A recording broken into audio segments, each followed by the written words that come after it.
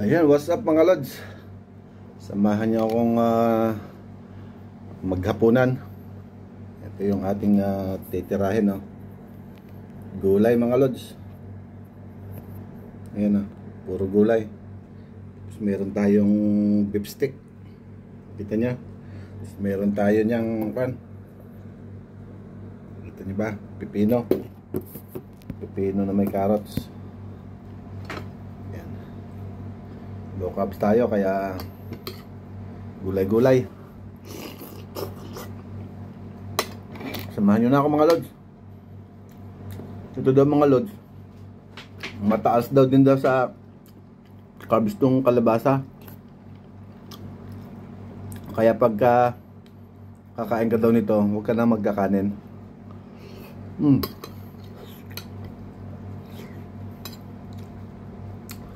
Yung gulay natin may saluyot, no? Saluyot yan mga lods.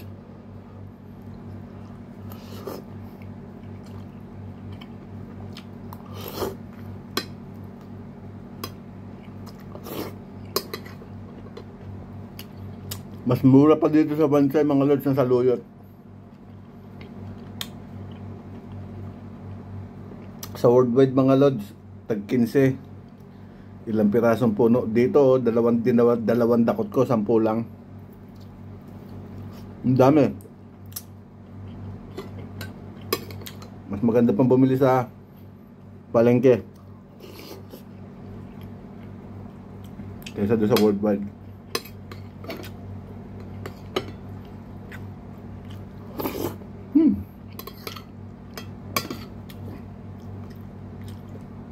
Sarap mga lods.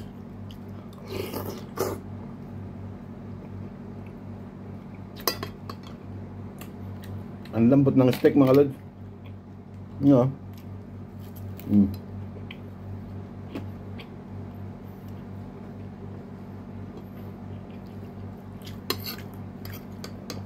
Sobrang lambot.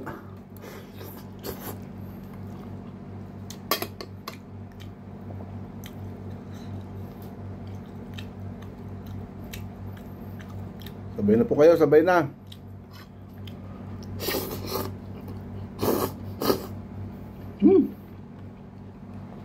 Sarap.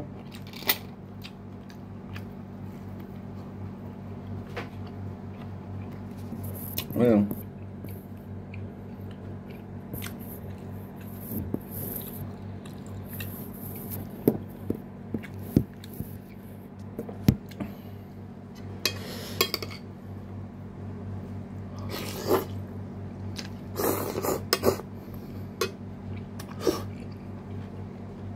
Dinding to mga lods, ng gulay.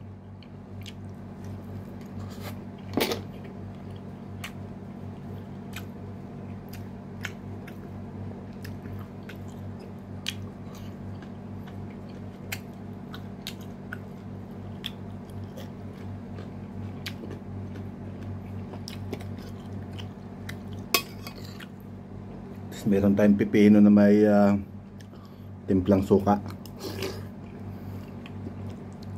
Apple cider na palagay mga lord dahil naubos na pala yung suka ko. Init pa mga lord.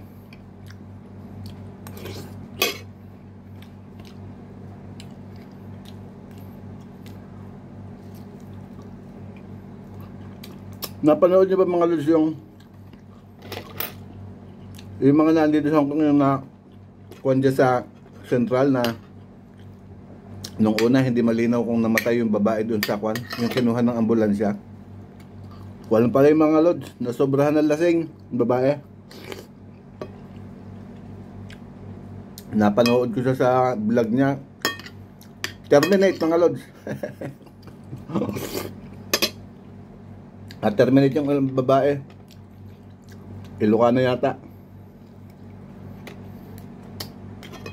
Binlag pa niya yung pag-uwi niya eh. Nagpaalam sa mga marites. Ngayon nasa Pilipinas na.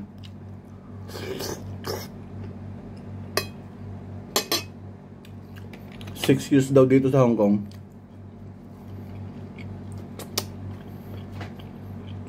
Maraming nakakita doon sa video na yun, akala nila nabangga. Dahil bawal ang tawiran doon eh. Puro sasakyan lang doon. Nakahandusay. Yung pala, sobrang kalasingan.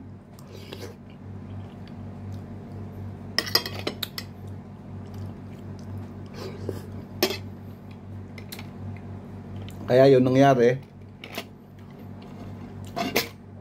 Uwi siya ng Pilipinas. Terminate.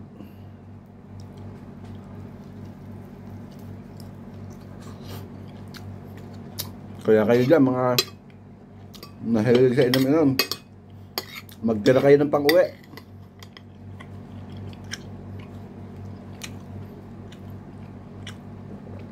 Para hindi kayo maambulansya.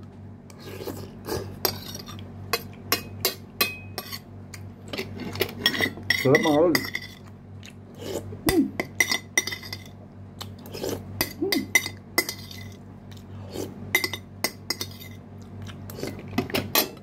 Sarap. Ubos.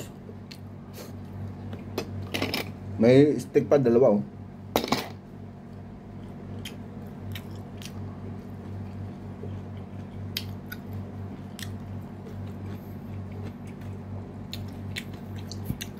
Pag sinipag, titirahin natin ito mga lods. Ayan o.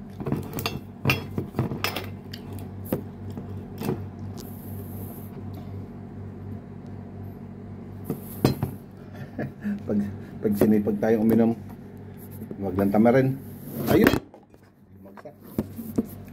Salamat mga lods. At ako'y maghugas muna ng plato. Thank you, thank you. Thank you, thank you.